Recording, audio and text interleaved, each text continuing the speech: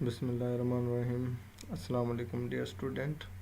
My name is Dr. Muhammad Adnan Asghar, and we will learn how to build multiplication table of different molecules under the subject of symmetry and magnetochemistry.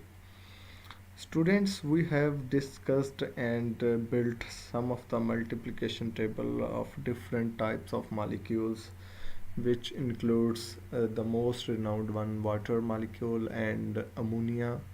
Moreover, we have discussed the multiplication table of trans 2 butene and trans 1 2 dichloroethylene. Now I would like to give a different type of example to build the multiplication table. For example, triphenylphosphine. This is a molecule named triphenylphosphine. So first of all, for making setup for the multiplication table, we should have to find out the complete set of symmetry elements and operations in triphenylphosphine. So first of all, we have to find out the symmetry operations. For finding symmetry operations, we must have to write identity, which is E, first for every kind of molecule. So let's start. So if I would like to write the identity E for the first symmetry element of the triphenylphosphine, then what would be the second one? We should go for the proper rotation. Yes, you need to find, is there any kind of proper rotation exist in this triphenylphosphine molecule? You better to think first. You should have to stop the video, and you should have to draw the molecule triphenylphosphine on a paper, and you better to find the symmetry operations. Yes, it's a time, it's your turn. Yes, after finding the your symmetry operations, you should have to compare your symmetry operations with the designed and with the actual symmetry operations and elements found in triphenylphosphine. The first one is the identity E. The second one, we should go for the proper rotation.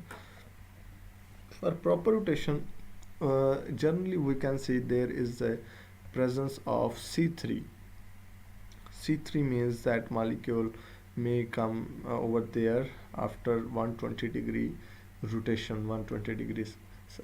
So we can say there would be a C3 axis of rotation in triphenylphosphine. Yes, there is an other C3 which is actually C3 twice. If we repeat C3 two times, then the structure would be more indistinguishable as compared to the reference one. So far there are three symmetry operations and elements found in triphenylphosphine. The first one is identity, and the second one is C3, and the third one is C3 twice. So let's talk about the other symmetry operations and elements in triphenylphosphine. There is no improper rotation. We know that improper rotation was actually the rotation then reflection. So there is no S3 in this molecule. So there are two more symmetry elements which can be or cannot be found in this triphenylphosphine: the inversion center and the plane of symmetry sigma. So let us talk about the sigma first. Is there any kind of sigma is present in this molecule? You better to find by yourself. First of all, I would like to give more information on triphenylphosphine. If you look at the structure of triphenylphosphine, you can clearly see there are two types of molecule. There are two types of atoms in benzene ring. The 1, 2 and 3 would like towards the observer, while the rest of the 3 is actually below the plane, actually towards or away from the observer. So if you critically watch this type of molecule in three-dimensional way, you can find that there is no sigma or plane of symmetry is present in this triphenylphosphine molecule. So is there any kind of inversion center? No, because we know that the inversion center was actually that particular point in the middle of the molecule from where we can travel to anywhere. For example, I would like to travel in this side, and I found here a carbon atom, but oppositely on the other side there would be also a carbon atom. But in the case of triphenyl phosphate, there is no such type of property is found, so we can set there is no inversion center in triphenyl phosphine.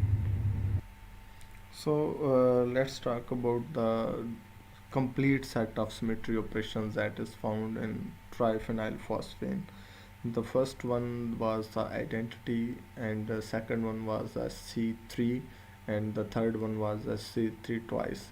While there was no inversion center, and there was no improper rotation, and there was nothing about the plane of symmetry in triphenyl phosphine.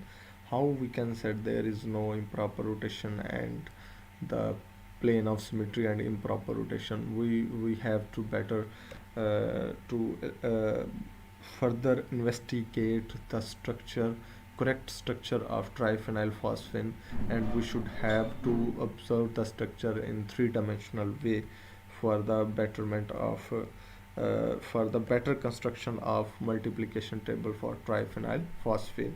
That was actually the old structure I have shown, and this is actually the structure of triphenylphosphine. Here you can see that these three benzene ring, the phenyl rings, are not actually planar, are not actually on one plane. So like in BCl3 we have studied the structure of BCl3 boron trichloride. We have already observed that BCl3 molecule was planar, and all the chlorine atom was on the same plane. So we can write so many type of sigmas and SN rotations, CN rotations, as well as multiple type of proper rotations. We also studied in BCl3. But in this molecule, all the three adjacent molecules which is similar to each other, but they are not in one plane, they are not planar. So here you can see that you would be not be able to find any kind of plane of symmetry or sigma in triphenyl phosphine. So here is actually the complete set of symmetry operations and elements in triphenyl phosphine. For the better understanding of the structure about the triphenyl phosphine, and subsequently to find out the complete set of symmetry operations and elements in triphenyl phosphine, we should better to go for three-dimensional structure of triphenyl phosphine.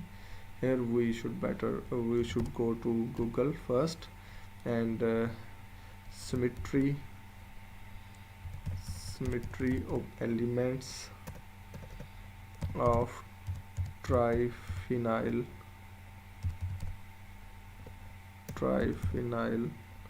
phosphine. We better to write the symmetry elements of triphenyl phosphine in Google.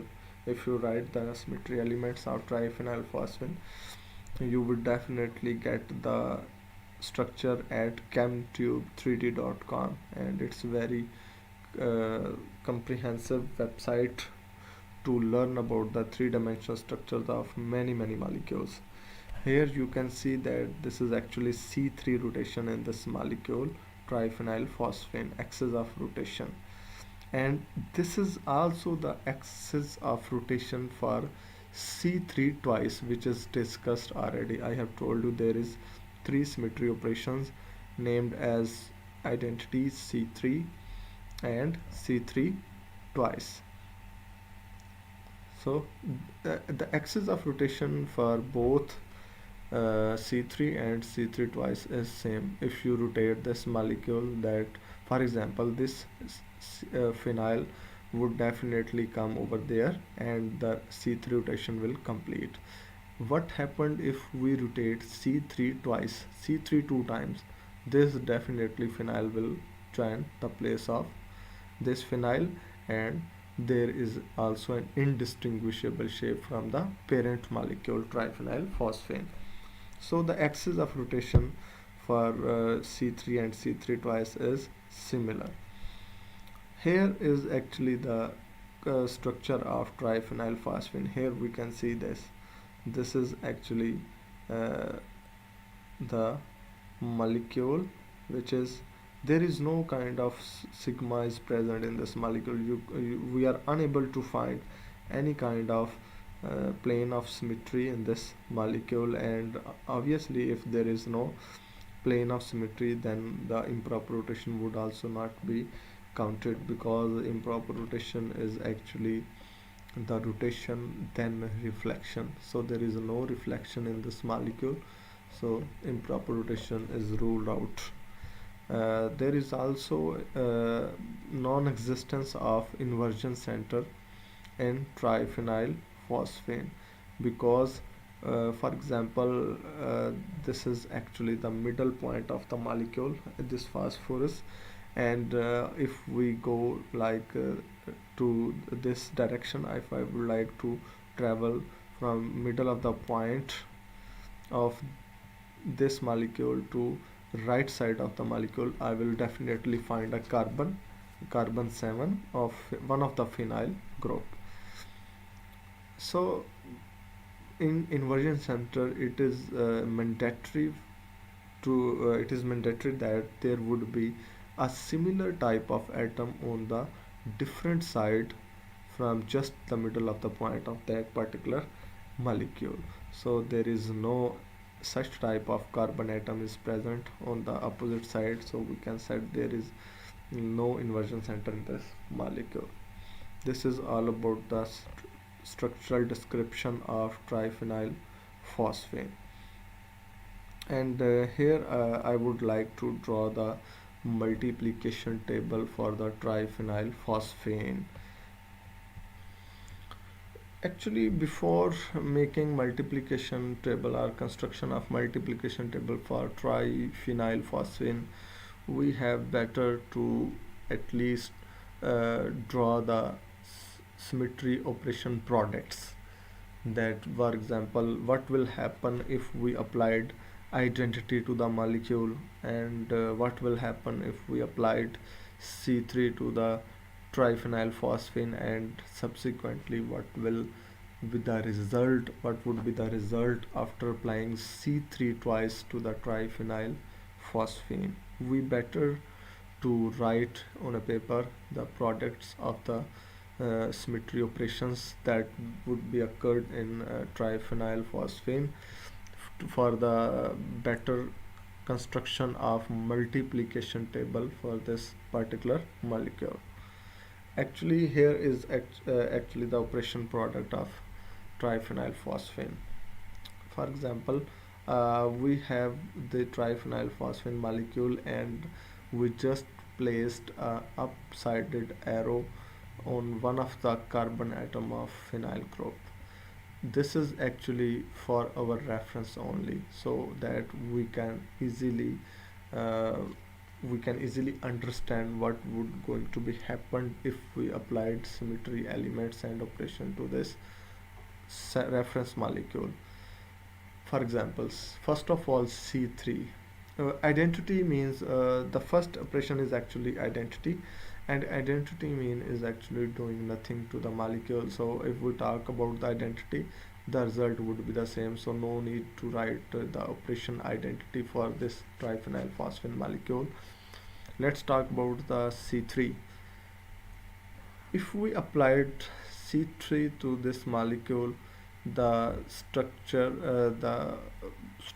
of the triphenylphosphine would be like this one. The arrow will definitely be upward, but on the different phenyl ring, because this phenyl ring will occupy the position of the second one, and definitely the result of the arrow would be like this one. And what will happen if we applied C3 twice, C3 two times? For example, we have applied C3 one time and we will get the result like this. So what will happen if we apply again C3 to this product? The result would be like this one, this arrow on the upper side. So we can set this is actually, we can directly perform C3 twice, and we will get the result like this. So on the basis of this interpretation of symmetry operations and subsequently the products of the symmetry operations, we are now able to construct the correct multiplication table for triphenylphosphine. So let's talk about the construction of the triphenylphosphine multiplication table. PPH3 is actually the sign for triphenylphosphine, and here is the symmetry elements: identity, C3 and C3 twice. Moreover, we should have to write the similar symmetry elements and operation on the in a column column form, E C3 C3 twice. Now we are able to multiply the one of the symmetry elements in the column with all the symmetry elements and operation in the row. We have to repeat this for all the symmetry operations that is written in the column with all the symmetry elements and operation which is written on the tabular form in the row. So first we need to multiply identity with identity. The result would be again identity, because identity is actually doing nothing. What will happen if identity multiply with the C3? The result would be C3, because if we applied identity to the molecule, then there is nothing change in this molecule. So after applying identity, we need to perform C3 operation to the triphenylphosphine. The result would be same, which is C3. If identity is multiplied with the C3 twice, then the result would be C3 twice, and this is actually the reply of the first multiplication element multiplication table of first element, which is identity, with the rest of the symmetry elements and operations. So from here C3 we should have to multiply, we should have to apply the C3 to triphenylphosphine and then identity. What will happen? This is actually C3, because after applying C3 to the molecule, the result would be C3, but after applying C3, then there we need to apply identity, which is doing nothing. So the result is C3 over here. Again, if we talk about the C3 multiply with C3, what will happen? If we apply C3 and then C3 again, then it would equal to C3 twice, because C3 two times mean the operation the sample would yield the result like this one. So if we apply C3 two times, then it would be equal to C3 twice, and it is better to write here add C3 and C3 twice over there. What will happen if we apply C3 molecule to the molecule and then C3 twice or C3 two times? It means we are applying C3 three times, one time C3 and two times C3 twice. So what will happen? It is actually C3 three times. So if we apply C3 three times, for example, I am applying C3 one time, the molecule, the arrow is over here, and if I applied C3 two times, then the arrow would be on this position. And what will happen if I again apply C3 to this molecule? This arrow would definitely join the same place, which is the starting place. So C3 multiplied with C3 twice is equal to identity. So we can say this is actually the complete set of symmetry operations of C3 operation with the rest of the symmetry elements of this molecule. Now let's talk about the third symmetry operation, which is C3 twice. Now we have to multiply C3 twice with all the symmetry elements and operation of triphenylphosphine. So first of all, C3 twice, if we need to apply C3 twice to the triphenylphosphine, then we better to multiply with that result with identity. The result would be C3 twice, because identity is actually doing nothing at all with molecule. So here we need to write is actually C3 twice in this position, in the first position. So second operation is actually the C3 twice with triphenylphosphine, then C3. So what will happen? We need to apply C3 twice first, which is actually, if we applied the C3 twice, this arrow will definitely come over there. And what happened if we apply C3 again after applying C3 twice? This arrow will definitely join the place over here, and if this arrow will take the position over there, it means this is equal to identity, which is actually the starting point and the starting position of triphenylphosphine. So we can write that the product of this operation C3 twice and C3 is actually identity E. The third one is C3 twice with C3 twice. What will happen if we applied C3 four times? We need to apply C3 twice, two times, C3 two times, and then again C3 two times. What will happen if we applied C3 four times? What will happen? Yes, we can multiply C3 four times to this molecule. What will happen? Here we are going to apply C3, and the arrow from this position will definitely over there. This actually molecule rotate and get the position over there. So this is first C3. Now talk about the second C3. If we apply 120 rotation again, 120 axis, then this molecule, then this portion of this molecule will actually replace over there and join this arrow will definitely join the place here. In this picture we can see that this is actually C3 two times. So what will happen if we apply C3 third time? We better to apply C3 three times. So what happened if we applied C3 three times? We better to apply C3 again. This one of the phenyl will definitely replace this phenyl group, and this arrow will join place here.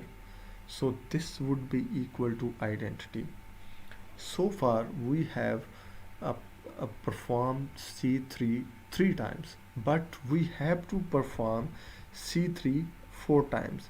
So after applying C3 four times, because we are performing C3 twice with C3 twice, so C3 thrice we will get the again identity. What will happen if we apply another C3 to this identity?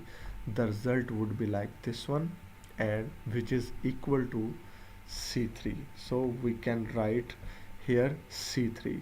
Here we need to write C3 twice, because when C3 twice multiplied with identity, the result would be C3 twice, and the result would be the E identity when we applied C3 twice with C3.